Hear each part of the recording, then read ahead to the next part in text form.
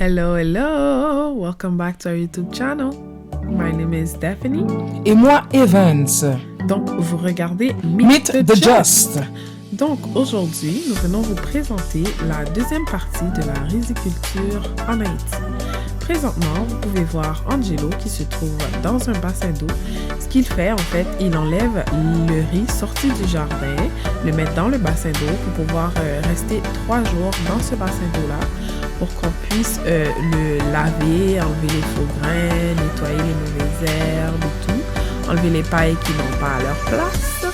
Ensuite, vous allez voir à quelle, pas vitesse, mais à quelle, comment je pourrais dire, consistance il nettoie le bassin d'eau. En fait, ce qu'il fait présentement, c'est enlever les premières pailles qui n'ont pas de grains de riz à l'intérieur. Il les enlève, il les met à côté, comme vous pouvez voir sur le sol présentement. Donc, comme ma femme vous l'a dit, Angelo nettoie le riz. Comme vous voyez maintenant, c'est Ernest qui lave. Oui. Après avoir passé 3 jours dans une cuve d'eau, nous lavons le riz avec le détergent. C'est nullement nocif. Le détergent n'est pas en contact avec le grain de riz directement, mais plutôt bien avec son enveloppe. Simplement pour s'assurer qu'il n'y a pas de résidus, pour que la peau soit bien belle. Parce que c'est justement cette couleur nacrée que vous voyez, cette couleur brunâtre plutôt, que vous voyez sur le riz qui va lui donner sa couleur jaunâtre une fois que la préparation complète sera finie. So for all my zoe, this is du riz chaudé, yo. Yes! Donc, ce riz-là, comme on vous l'a dit précédemment, ça dure 3 jours dans l'eau. Là, après l'avoir frotté avec du détergent en poudre, avec un peu de javel, on rince avec de l'eau fraîche, de l'eau propre. On donne plusieurs rinçages, autant que vous voulez, en fait. Et, en fait, jusqu'à ce que l'eau soit bien claire. Exactement. Puis, ensuite, vous allez voir comment on transverse le tout. Donc ici, on a des grosses cuves qui sont préparées avec de l'eau dans le fond. On rajoute aussi du sel. Vous allez voir qu'on met une quantité de riz dans ces barils. Ensuite, on met du sel. On met un peu comme si on voulait faire cuire le riz. Et le sel permet justement que ce grain de riz ne se brise pas, ne se fragilise pas à travers justement ce processus. Donc, c'est faire de la chaleur passer à travers le riz. Et cette chaleur-là, c'est ce qui fait brunir dans le fond. On enlève quasiment tout l'amidon qu'il y a dans le riz. Et c'est pourquoi que c'est un riz qu'on recommande souvent aux personnes diabétiques. Il y a beaucoup moins de sucre. Exactement. Donc, on va présentement les garçons prendre le riz sur le tapis et l'amener dans les barils pour qu'on puisse justement procéder aux préparations pour pouvoir chauder le riz. Donc, il met un seau de riz, un peu de sel, un seau de riz, un peu de sel, un seau de riz, un peu de sel, jusqu'à atteindre un niveau assez malléable pour pouvoir recouvrir le riz avec les morceaux de sac. Donc là, comme vous pouvez regarder, on regarde le niveau, on regarde s'il y a assez de sel. On regarde aussi en transversant si on n'a pas ramené des impuretés dans notre cuve. Donc, regardez avec nous ce processus. C'est un processus qui est long, mais il est gratifiant. Mon amour, corrige-moi si je me trompe. Le sel, je crois bien que c'est ajouté pour pas que le riz cuit.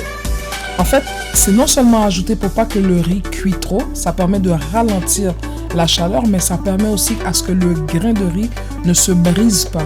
Parce que le but de tout ça, c'est à travers la chaleur, de faire comme le riz, on pourrait dire bouillir un peu, justement pour que l'amidon qui s'y trouve s'assèche. Ah d'accord. Ok. Donc, il rajoute du riz, du sel. Et dites-vous qu'après un certain temps, non seulement ce sera plus de cette couleur, mais la chaleur qui va se dégager de ces barils sera intense. Donc, continuez à regarder. N'oubliez pas de vous abonner à notre chaîne YouTube, de partager la vidéo, de commenter tout ce que vous voulez, des questions, des commentaires. Allez-y, on est ouvert à tous.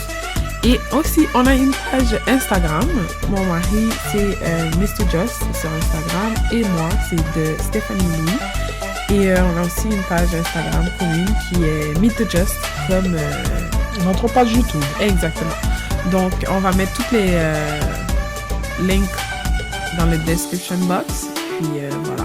Donc, Ernest recouvre le riz pour procéder justement à faire l'ébullition ou en créole ou en Haïti, comme on dit, monter chaleur. Exactement. Donc, on fait la chaleur monter à travers le riz. Exactement. Donc, comme vous pouvez le voir, c'est vraiment un long processus. Et vous avez l'occasion de voir d'une manière traditionnelle comment c'est fait dans une localité qui est réputée pour son riz. On parle bien de l'Artibonite. Moropé, moun kafou mawoyo. On allez, represent. Pull up. Brou, côté zonyo. Donc, blague à part, continuez à regarder, il faut s'amuser, il faut rire, vous savez. On a vraiment eu du fun à filmer, à participer à ce processus. Exact. Et justement, ce riz-là que vous voyez qui est en train de se préparer, c'est la variété de riz qui s'appelle Sheila. Exact. C'est une des variétés de riz jaune les plus connues et les plus recherchées sur le marché haïtien. Le riz Sheila est vu comme un riz exclusif, c'est vu comme un riz qu'on réserve pour les grands festins. Donc, sous ces barils, on met du feu avec du bois. Donc, on achète le bois en question, on loue les barils en question, les sacs, on les fait nous-mêmes, on paye le monsieur pour ce qu'il fait, évidemment. Et les bois qu'on utilise, on les prend du marché. Donc, il y a un certain montant d'argent qui est quand même dépensé pour créer ce processus. C'est pour ça aussi que vous risquez le plus souvent de trouver le riz jaune plus cher que le riz blanc. C'est sûr, car son coût de production est beaucoup plus élevé. Donc, dans les variétés de riz jaune, on retrouve certaines fois le riz qu'on appelle le M-meat. Des fois, on peut faire le lacrette jaune, mais il aura une couleur beaucoup plus nacrée que jaune. Donc, comme vous voyez, on a arrosé le dessus aussi. Tout ça dans l'optique de garder une humidité. On ne veut pas que le riz soit trop sec parce qu'il va brûler. Et on ne veut pas que le riz prenne trop de chaleur au point où le riz a été cuit. Le but de tout ça, ce n'est pas de le cuire, c'est réduire le taux d'humidité et d'assécher l'amidon afin de le rendre justement beaucoup moins élevé en sucre. Exact. I think we're doing good. What do you think? I think we did good. Et là, vous pouvez me voir en train d'observer, poser des questions. Donc, moi, je suis toujours à la recherche et à comprendre le comment du pourquoi. Exact. Et je peux vous dire que j'ai vraiment aimé. Et voilà, les barils sont prêts. On a commencé le processus. Donc, on va s'apprêter maintenant à descendre notre premier baril du feu, car il est prêt. C'est 3 heures, soit dit en passant. Et durant ces 3 heures, on doit constamment vérifier. Vous voyez, donc, la couleur du riz a changé. Exact. Et la chaleur que je vous disais tout à l'heure, c'est exactement ce que je disais. Regardez à quel point la vapeur se dégage de ces barils. C'est extrême. Laissez-moi vous dire, vous ne le ressentez pas à l'image, mais nous qui étions autour, on ressent vraiment la chaleur. C'est comme une claque en plein visage. Exactement. C'est vraiment extrême. C'est extrême. Moi, je suis là avec donc avec le chandail bleu, les t-shirts bleus et tout. Donc, moi, je suis partout.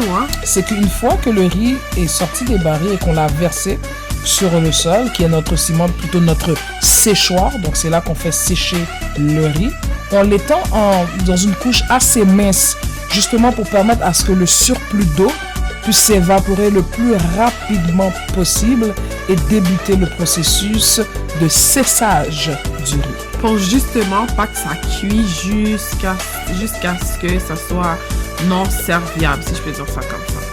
Donc non utilisable. Ce qu'on veut dire, c'est que si c'est trop cuit, mais c'est fait comme du riz pour manger, donc le processus, on l'a échoué. Exact. Il faut vraiment surveiller la température. Et comme vous pouvez le voir, on essayait d'ouvrir les montagnes que ça créait le plus rapidement possible pour justement pas que ça cuit. Donc, quand le sol devenait un petit peu trop mouillé, on essayait de s'étaler plus loin. Donc, plus le sol est mouillé, plus on s'étale. Plus c'est sec, mieux c'est pour nous. Rappelez-vous que l'objectif, c'est de faire sécher le riz. Donc, on ne va pas le laisser tremper non plus dans une marée d'eau. Donc, Dès qu'on voit qu'il y a trop d'eau accumulée, on crée un espace pour permettre à ce que le sol puisse se sécher et qu'on puisse atteindre une plus grande superficie pour sécher le riz. Comme vous pouvez le voir, on a séparé comme des petites montagnes, des petits lots. Justement, vous voyez comment le sol, il y a de l'eau, on voit l'humidité. On veut que ça sèche afin que le sol puisse nous permettre vraiment de bien sécher le riz. Exactement. Donc, on a Pacheli avec la tuque, on a Ronel et tête avec le chandail vert, on a Jekiwe qui porte pas de chandail et Monsieur Ernest qui nous aide. Vraiment là, c'est vraiment une expérience que quiconque a l'occasion de le vivre, je le souhaite. Alors, pendant que vous regardez ces photos qui ont été prises de vue, juste avant qu'on rentre dans le moulin, comme vous voyez présentement qu'on se prépare à voir notre résultat final, n'oubliez pas, aimez ce channel, abonnez-vous, partagez, laissez-nous des commentaires et on va venir avec beaucoup de nouveaux contenus. Et on a aussi une annonce pour vous, mais ce sera dans une prochaine vidéo. Surprise, surprise! Donc là, on est dans le moulin. Le riz est en train de se faire décortiquer. Exactement. Donc, comme on vous l'avait expliqué dans le processus de la première vidéo qu'on avait mis, ce moulin sert à décortiquer le riz, enlever la paille du corps de riz. Et voilà, comme vous pouvez le voir, c'est le résultat final du riz Sheila jaune. Donc rappelez-vous que ce riz provient de l'Artibonite, c'est le riz Sheila. Regardez comment il est beau, il est bon. C'est de la terre à votre assiette. Slogan, je veux soit dit en passé lever mon chapeau à Diri Kaila, qui n'est pas un sponsor de cette vidéo, mais je voulais lui faire une petite mention. Donc, merci beaucoup d'avoir regardé notre vidéo. Vous pouvez comment, share, like, subscribe. Partagez notre vidéo, guys. On vous aime. Soyez bénis. Prenez soin de vous. Et voilà, quoi. Bisous. Songez, c'est nous-mêmes. Mythe de Joss. Deux Haïtiens qui vivent au Canada, qui fait nous vivre qu'il tire la caille. Pas gain lot. Like, comment, and subscribe. Bye, guys.